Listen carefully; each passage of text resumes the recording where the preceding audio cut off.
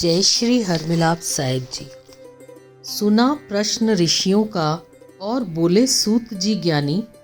25वें अध्याय में सुनो श्री हरि की सच्ची वाणी। तीर्थ व्रत और दान आदि के करने से समस्त पाप नष्ट हो जाते हैं, मगर प्रेत योनि में रहने वाले को इसका अधिकार नहीं है।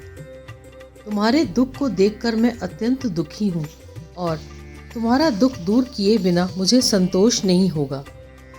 तुम्हारे पाप बड़े भारी हैं, क्योंकि वह तीनों योनियां बहुत बड़े पाप करने वालों को ही प्राप्त होती हैं, और प्रेत योनि तो थोड़े पुण्य से भी नष्ट नहीं हो सकती।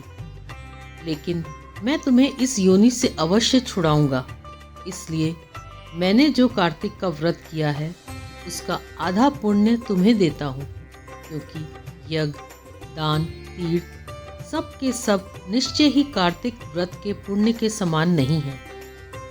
देव ऋषि नारद बोले, हे राजन, इतना कहकर धर्मदत्त ने उसको ओम नमो भगवते वासुदेवाय यह द्वादक्षर मंत्र सुनाया और तुलसी का जल उसके ऊपर छिड़का।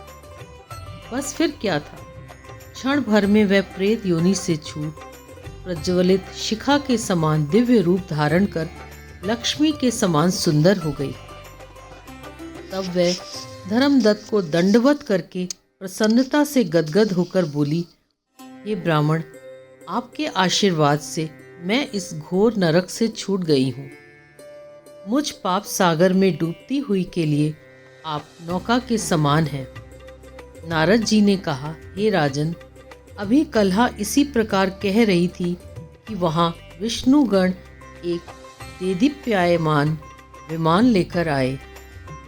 विमान के द्वार पर अप्सराएं और गण बैठे हुए थे। धर्मदत्त ने उनको देखकर प्रणाम किया।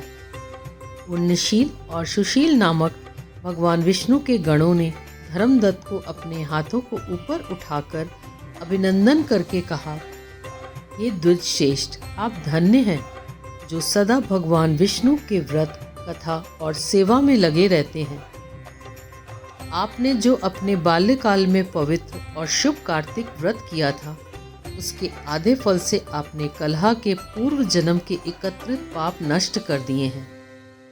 यही नहीं, आपकी कृपा से उसके सैकड़ों जन्म के पाप नष्ट हो गए हैं। आपके जागरण आदि करने से पुण्य प्रभाव से आकाश मंडल से यह विमान आया है। ये ब्राह्मण, अब हम उसे भांति भांति के भोगों से युक्त वैकुंठ में ले जा रहे हैं। आपके दान्य पुण्य के प्रभाव से यह भगवान विष्णु के पास रहेगी। आप भी इस जन्म के बाद अपनी दोनों स्त्रियों सहित वैकुंठ में विष्णु जी के पास रहोगे और मुक्ति प्राप्त करोगे। हे दया सागर, वे मनुष्य धन्य हैं और जन्म उन्हीं का फलीभूत है जिन्होंने तुम्हारी तरह विष्णु जी की भक्ति की है, क्योंकि भगवान विष्णु अपने भक्तों को भला क्या नहीं देते, जिन्होंने प्राचीन काल में उत्तानपाद के पुत्र को ध्रुव पर पहुंचाया, जिसके सुमिरन मात्र से प्राणियों की मुक्ति हो जाती है।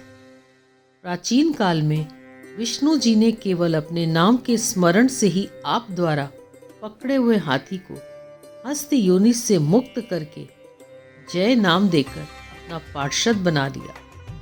तुमने उसी विष्णु की सेवा की है, इसलिए तुम अपनी दोनों स्त्रियों सहित 1000 वर्ष तक भगवान विष्णु के पास निवास करोगे।